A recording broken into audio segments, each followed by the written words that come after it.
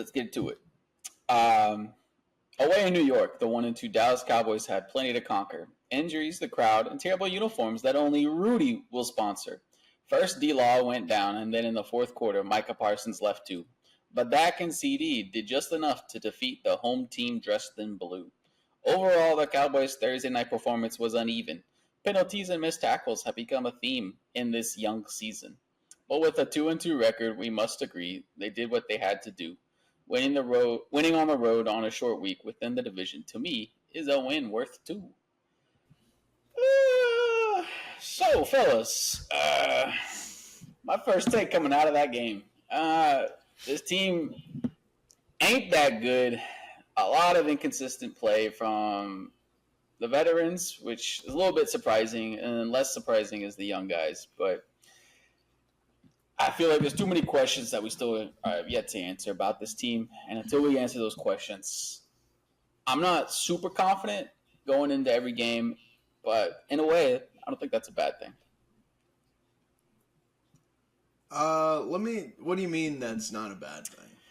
So I think the last 3 seasons, we saw how it went with this team would blow out opponents, be like, oh, shit, like, we're really good, bro. You know, we kind of been drinking the Kool-Aid from our performances of beating up bad teams. And I think there is something to say with grinding out wins against opponents, even if they are the Giants say, but I feel like there's also a caveat to that because it's a division opponent and on the road and on a short week. So there's a couple other caveats thrown in there, but basically winning with adversity, winning tough, winning slop, winning ugly, I think that kind of builds or reveals your character within the team and that they didn't fall apart when all their players started dropping like flies. And going back to last season, I don't think there was too much of that throughout the season, and this season's still young, and we're already having a couple of those W's. Or we already had a W. We've just had a W like that. So I think that's what I meant, Rudy.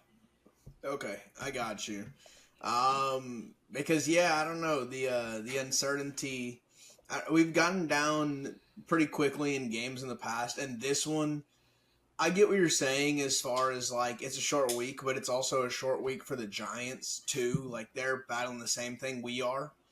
Offensively, it just seemed we've talked about in the past, just like unimaginative for McCarthy. And then defensively, the Giants did gain a lot of yards, but we stopped them towards the red zone, or they kind of stopped themselves a few times too. So I get what you're saying on that end, but no, I need blowouts. I can't have these tight games against the Giants and have Daniel Jones throwing for the high completion percentage he was having too. It just wasn't what I needed. I think it's a positive because in today's NFL right now, everybody is absolute poop. Ain't nobody running away with nothing. All you need to do in this day and age is just win games. And if you could stack them 6 division wins, hey, man, you already ahead of the curve. You got 1 against the Browns in pocket, and you know they're going to at least get 2 or 3 more. So 10 goals is the win, or 10 wins is the goal, get into the playoffs. And at this point, everybody's just kind of meh at the end of the day. So all you got to do in my mind, even if they're not a perfect team, let's just see what happens. Get into the playoffs healthy, get your playmakers. Maybe it'll give you an edge on some of these teams. And honestly, it seems as wide open as ever across the entire league, if you ask me. So I kind of like what you said, like give this team an edge. Do you guys think NFL players can gain form throughout a season? Because in soccer, form is like a huge thing going into performances. Yeah. I think that's true for NFL players. So, of course, yeah, definitely. So, I mean, we saw it last year where, CD and Dak didn't have the rapport that they did by the end of the season. And you'd expect when your starters play 1 preseason game or none at all that, you can only get better and get in more in form. And your technique is going to be more sound as the season goes. But there's a quick transition. And I got to go back to what Justin said. Justin mentioned being healthy. We have just seen 2 crucial injuries on our defensive front. And you talked about we need 10 wins. We know our defense isn't too spectacular and you lose 2 key pieces. I guess I would just turn to y'all and see how y'all felt about the next few weeks coming up and what our defense can do. I mean, me and Ian kind of talked about this offline. The Steelers on offense, at least, very Giantsy. I mean, and actually probably a lower floor than the Giants. You got maybe a higher ceiling with the quarterback as far as a runner, but like George Pickens compared to Malik Nabers, yuck. Najee Harris and Devin Singletary, pretty much the same thing. And if the defense can at least just do enough and make Justin Fields have to make decisions and make decisions quickly, which I don't think he's capable of right now in his career. It's I think it's pretty easily you could talk yourself into a win, in my opinion, regardless of the injuries. Yeah, so Rudy, you mentioned Daniel Jones. You don't like him being perfect, or I don't know what you said, but something similar along those lines about Daniel Jones having a good performance. You need him pooping the bed, but I feel like Justin Fields is kind of is a Daniel Jones clone, but more athletic. And with all that being said, the man only put up 15 points, so I kind of feel like, and the Pittsburgh Steelers are not high flying. To Justin's point, their wide receivers are not as good as what we just faced the Giants. And I think there's news that their O-line is like they're missing 3 starters for this game Sunday. So while, yes, those injuries on the Cowboys defensive front, mainly Micah Parsons, I was feeling good. You know, D-Law going out is never something you want to see as a Cowboy fan. But I kind of have trust as long as Micah's there, especially with the game on the line. But when he went out, I was pretty worried. So we'll see who steps up. I don't have too much confidence in the rest of the team on the defense. I mean, the safeties look pretty.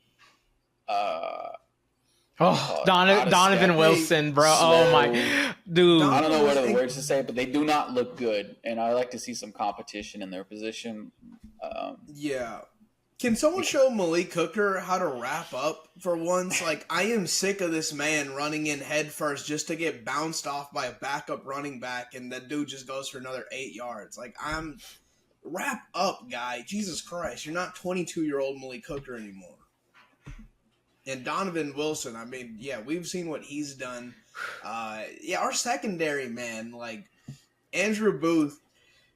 This poor guy, by the way, Cowboys media tweets his happy birthday. His happy birthday. And every comment's like, oh, why are they wishing happy birthday to a piece of burnt toast? Like, gosh. I mean, Jesus Christ. Well, Carson should be back, right, this week? Yeah, more than likely, honestly. But Diggs was just okay, but I think he'll find his form. And then let's not forget some of the young guys. Overshown showed out on Thursday, and so did Mozzie. So let's see if these guys could stack up some good performances against the Steelers. Dude, I think I saw Carl Lawson play one play, and he hops offside. I was like, dude. Well, God, get ready to see more 55, bro, because he's going to be needed, unfortunately. Hey, he was on the play for the 4th down stop. Oh, okay. And this is totally unrelated, but we're talking about penalties right now. Last week I said, please, I don't ever want to see Span Ford ever on the field again. They put him in on special teams. There's another penalty. Get this man out. Take his uniform away from him. God, dog. All right. Totally sidetracking. Go ahead. God, dog. All right. Does anybody have any, I guess, so generic, but concerns about the offense, about how Dak and CD can cook, and then in the first half, and then nothing happens in the second with them? I guess maybe actually let's score on the opening drive for once. I feel like the offense always I know they're up the game majority of the game this game, but I always feel like they're this whole entire season have been like starting behind the 8 ball every single game, and they can't get in any sort of rhythm at all. And I agree with you. Sorry, you said and then you got more. Oh, well, yeah, my man, I know I'm a big McCarthy ally, but my man got to get it together because it's getting a little bit harder and harder to defend him if he's going to have play calling performances like this. Dude, I mean, and even times where we have like a good drive going, we're like 10 plays into the drive, and then Tyler Guyton holds. Like, it's if we don't score in the first 5 plays, we're gonna shoot ourselves in the foot as well. So it's like it's McCarthy being oh, you know what, guys, I got something creative. Let's do a stop route. Let's hit a slant and a curl, and then Rudy. It was looking like Scott Linehan and Kellen Moore all over again. Yes. Just the most basic of routes that they know we're going to do. I remember last year was a big deal where people were like, hey, McCarthy, you should try some pre-snap motion. And he's like, nah. Like, we're not helping Dak at all with identifying what the defense is doing. We're running the same routes as always. They know, hey, CD's their only real threat, especially when Ferg's either been in for a lot of the drive and he's a little worn down or he's not in the game. I mean, we just... Hey, don't forget Lepke. Oh. Hey, okay, that's... But I'm going to be honest, though, Joe, I see you shaking your head. But who else? Like, Brandon Cooks is kind of cooked. I know, man. Cooks ain't looking too good. No. Bro, Cooks on that big play that he had. Yeah, that old man, if he was like 3 years ago, he probably gets in the end zone. Oh, it's but oh man, and what was even worse is thank goodness they ended up picking up that flag, which wasn't a flag. Because boy, I would have been upset if that drive stalled because he touchdown. Yes, because he couldn't get in the end zone when all he had was like maybe one man to beat. But so Ian, you asked about concerns with CD. My concerns are less with him and every other target on the field. All right, so let me just say this. I think I have to believe Mike McCarthy's play calling is so conservative because he just doesn't trust this offensive line. I mean, we see the penalties time and time again, and we want to throw in pre-snap motion, and like these guys aren't going to false start or hold, or I don't know.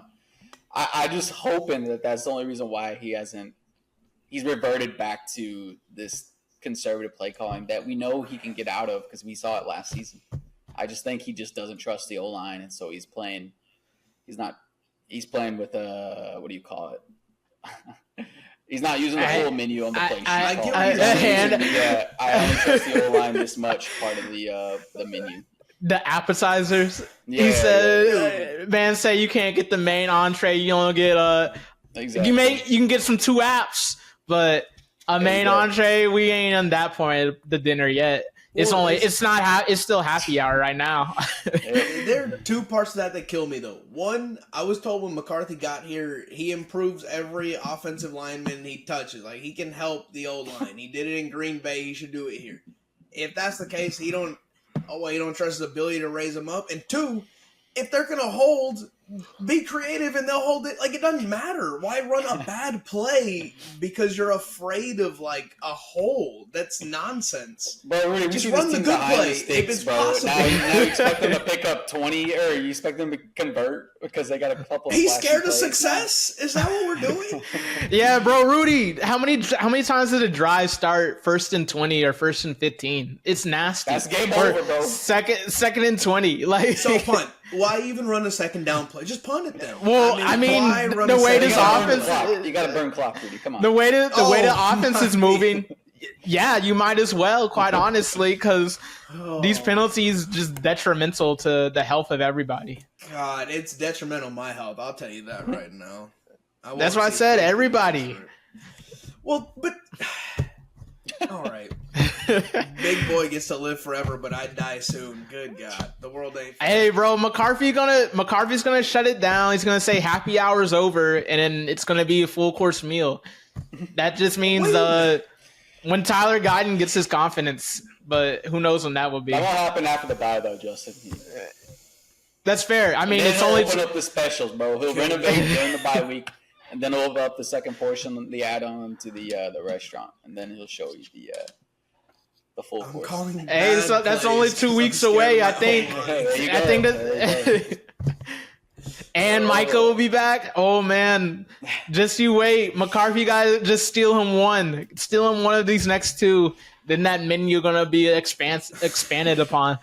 Oh, it's going to a Cheesecake Factory menu. Oh, I mean, I think McCarthy has a finer cuisine than Cheesecake Factory, but I understand your point because it's very vast. Yeah.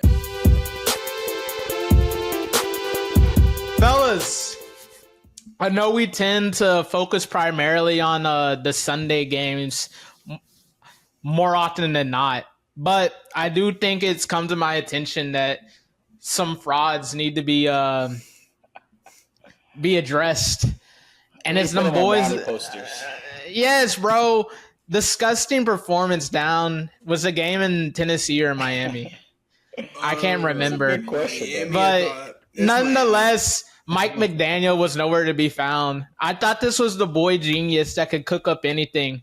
And all it takes is Tua being out. They even brought in fake Lamar, who, he's pretty mad too. But the fact that they could lose to Mason Rudolph and the Titans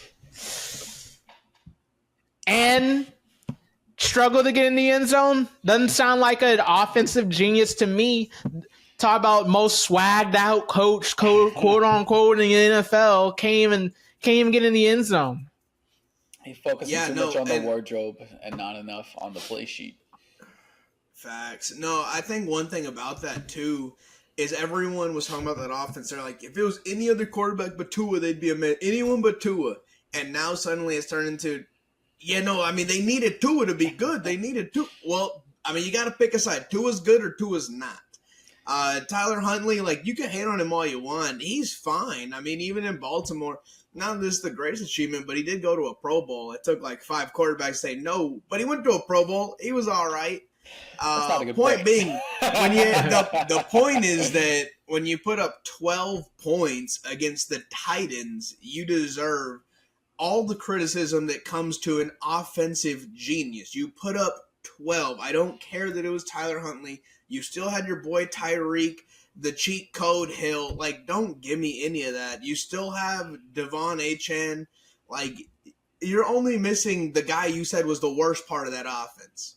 You put up 12 against Tennessee at home. Fraud. Get him out of here. Fraud. I think it's funny. It's you can't. What can you do with the backup quarterback? The Titans literally lose Will Levis in the first quarter. Mason Rudolph comes in and puts up 30. But also, Levis also gave you the ball at the 50, bro, because the man can't see a linebacker dropping back in coverage. So, come on now. Yeah, no excuses, really. You had all week to get Huntley ready. And you put out Mason Rudolph still has a dent in his head from when Myles Garrett hit him in the helmet. Bro, chill. We got a logo of third string with a Mason Rudolph face maskless head. This guy is still damaged goods, and he dominated you on the road. Get out of here. Yeah, I don't know. I just don't want to hear no more about whatever goofy pants he be wearing and whatever. They're like, oh man, he's cool. I'm like, bro, that's because y'all a bunch of dorks in the media, man. I was gonna say they're just joggers. They're just not even cool. They're just joggers, bro. He's not even cool at all. Give it a rest. He is a dweeb. That's the thing too. He's high key an urban dweeb. So yeah, they like it. Same with them analytics dorks, but another dork is anybody that buying stock in Washington, in my opinion. Whoa, who's the dork? Yeah, and the dork's in the room with us right now, but whoa, I can't believe this. This man, proud of a Cowboys victory over the Giants, poo-poos Washington's victory on the road. We gave you the stat. We gave you the stat. Last 28 games, Arizona 5-23. What does Jaden Daniels have to? Jaden Daniels 2-1 in his career. What does he have to do with 27 losses? That man playing cupcakes galore. I don't want to. And I can't believe, man, y'all let the biggest fish sale or whatever it's called salesman sell you again in Cliff Kingsbury every single September, October. Yes. Snake oil salesman? Yeah. Every September and October, that man be selling fraud and y'all buy it all the time. And then November, December, you're like, why is it expired? I thought it was good goods. Whoa, but I think it's more than just the offense. Because like, what did they hold Buffalo to on the road in Buffalo? They didn't play no Buffalo. Washington? Oh, that was Arizona. Yeah. Okay, sorry. It was the team they beat. That's on me. It was the team that they beat. That's on me. No, man. Like, I think that the Commanders, and mind you, you put up 2 more points against the Giants than what the Commanders did. Did I get that right before? No, I was wrong again. The team that couldn't get in the end zone. Commanders Yeah, put up all right, more bro. points. The team that Commanders put up more points against the Giants than what you did. Hey, bro. They put up 21. Bro, we You can't put do up transfer 20. property. Yeah, absolutely not. Especially when the team. All right, fine. Well, I'll just speak to the team itself. Offensively, they seem more dynamic than what you're putting on the field right now. Am I saying that Dak? And I think Dak, of course, is a better. You can yawn all you want, man, but it kind of feels like rookie year RG3. And what happened that year? They won the division. It does feel like rookie year RG3, and you can't deny that. We're 4 weeks in, so I don't know about all that. I think we pointed out questions with the Eagles and questions with the Cowboys Hey, bro, a lot quicker than we pointed out questions with Washington. Rudy, tell me I'm lying. I'm putting it here right now. Eagles and Cowboys sweep Washington. I'll bet you anything. 4-0. I will bet you. You just saw. And we can transition to this game if you would like. But what did Tampa Bay just do to Philly? Bro, AJ Brown and Devontae Smith are gonna cook forget Washington. All that. Dude, Philadelphia could not stop Tampa's run or pass. Like defensively, that team is a disaster. I didn't say it was gonna be a blowout. I just said they're gonna beat them. Like, dude, that team's a disaster. And if you're relying on Jalen Hurts, fine, go for it. I dare you. I mean, we know what that looks like. So go ahead. I mean, be my guess. All right, I'm not as gung ho as Rudy is about Washington, and I'm not as poo pooing Washington as Justin is.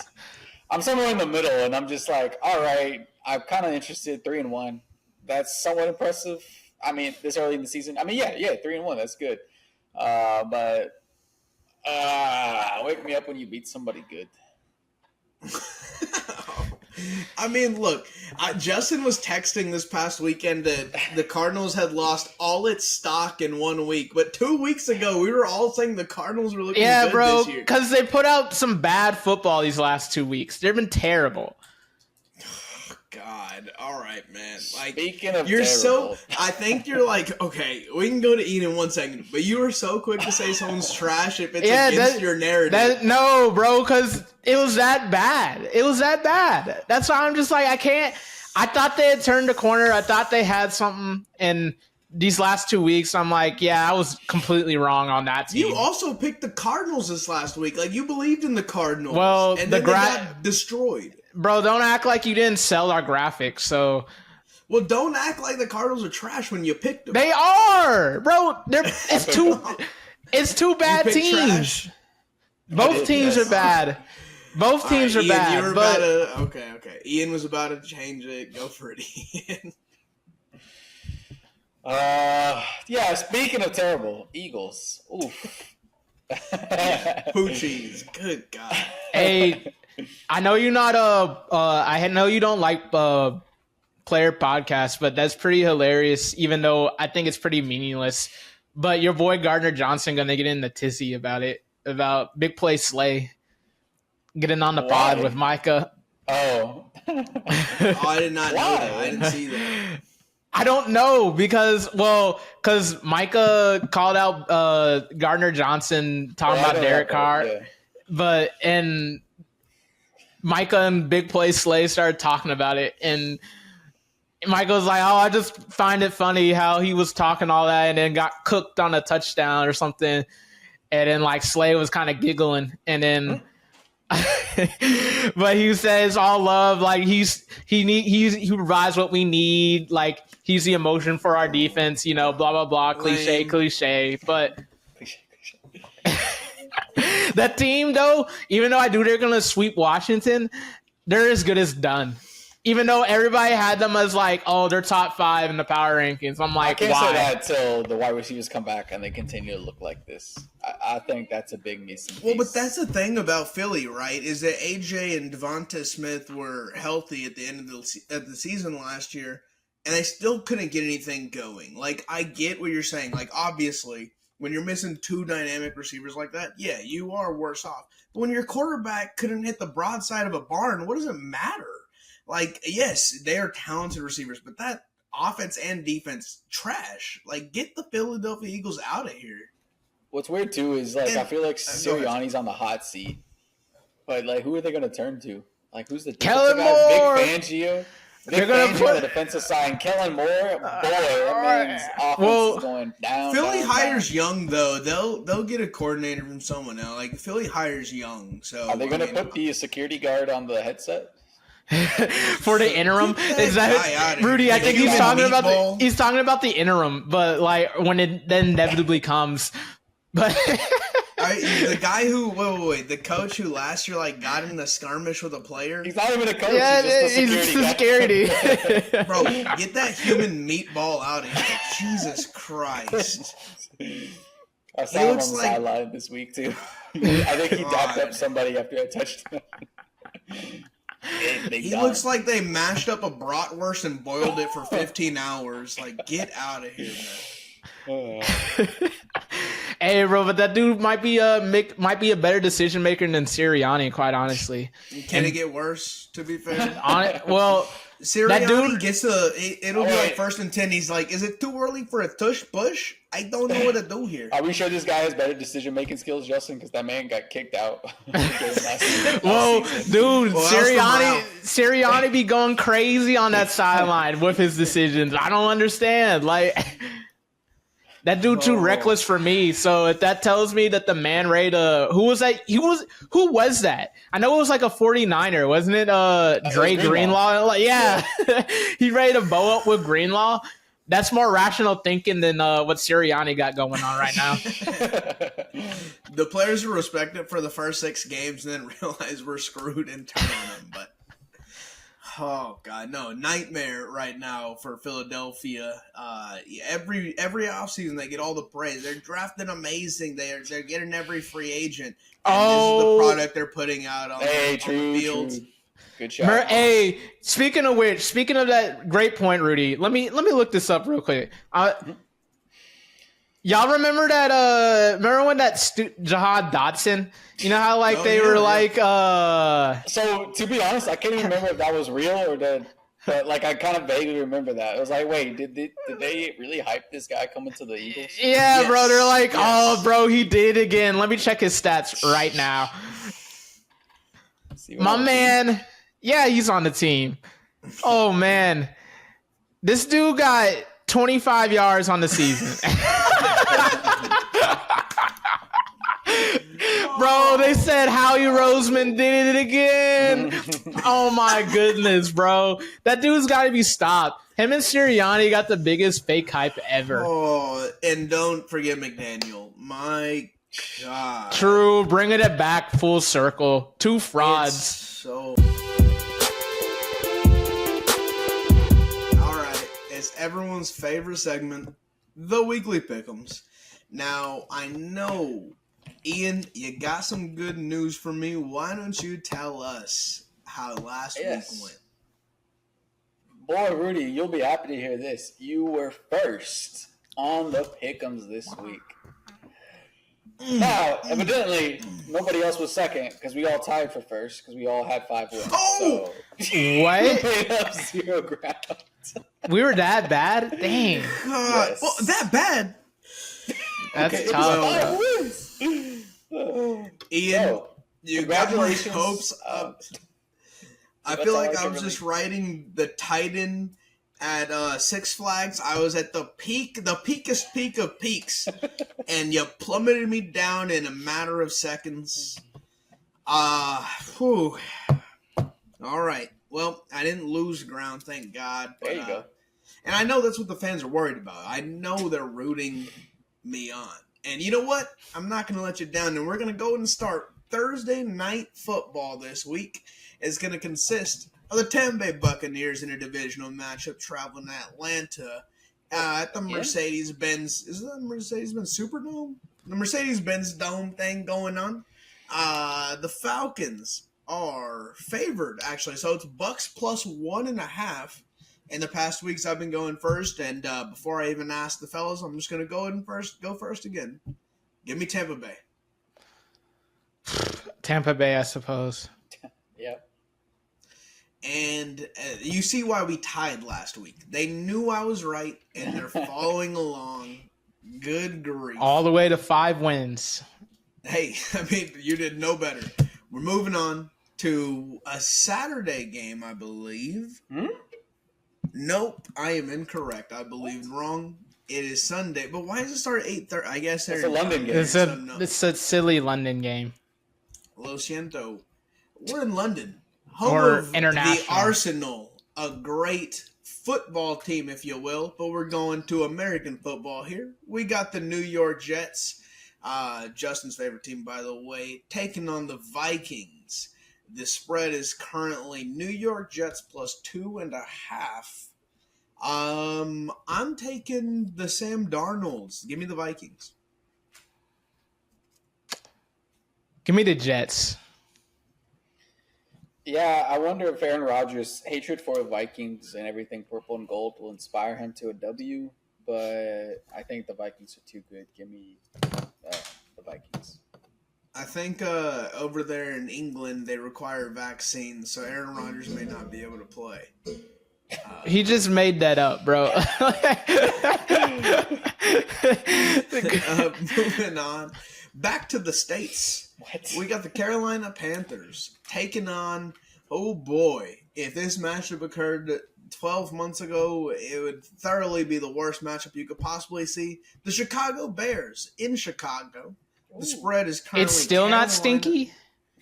It's improved a little. The Red Rifle's in there, and Chicago's added a few players. It could be worse, Justin. The spread is currently Carolina. Oh, I'm sorry. No, I'm correct. Carolina plus 4. I will go ahead and say. Oh, good God! All right, give me plus 4. I will take. Give me 2 seconds. Carolina plus 4. Give me Carolina. Oh, yeah, give me Carolina Panthers with sharp teeth and claws. Well, like I said, folks, these boys are followers. Rudy, you thought long and hard, and I already had my decision made. Your decision was easy because it was just follow whatever Rudy says. Bro, come on. Moving on, we got the Baltimore Ravens traveling to Ohio to take on the Cincinnati Bengals, where the spread is currently Bengals plus 2.5. I will take the Ravens there. Baltimore. Dang it, yeah. Bengals can't win in that division, so I can't believe that's a 2-point spread. All right, we're going to go with the battle of the blue and red and white, technically. The Bills and the Texans. This will take place in Houston, where the spread is currently Houston plus 1.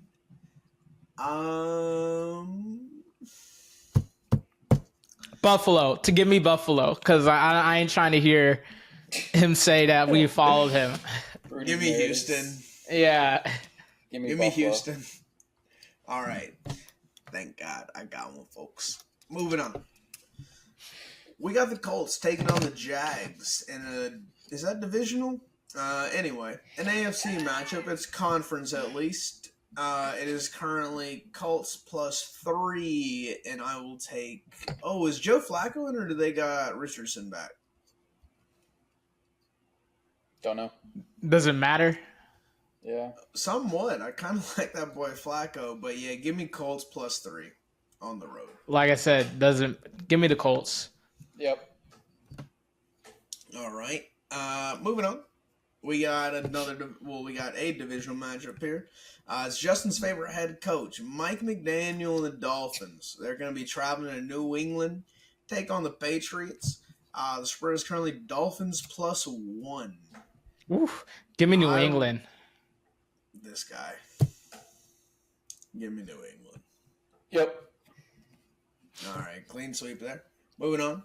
We got the Cleveland Browns traveling to the nation's capital to take on the Commanders, where the spread is currently Browns plus 3.5. Give me Washington and watch them boys follow. Give me the Browns.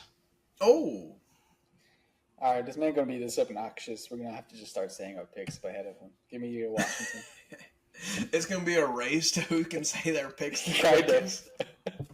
All right, divisional matchup here. We got the Vegas Raiders traveling to Denver to take on the Broncos. The spread is currently Raiders plus 3. Give me the Raiders on the road.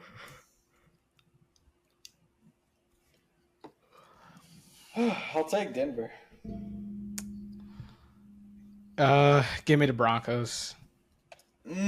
Appreciate that for you. Especially Adams is on the trading block apparently.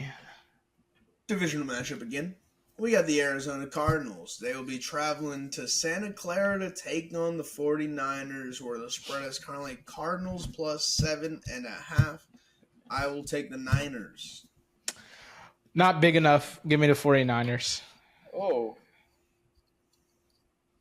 See, I feel like it's too big, so I'll go with my gut. Give me the Cards. Is that the first time that Justin Ian pondered if 7.5 was too big or not big enough? Who knows? Moving on. We got the Packers taking on the Rams in LA, where the spread is currently Rams plus 3.5. I will go ahead and say the Packers on the road.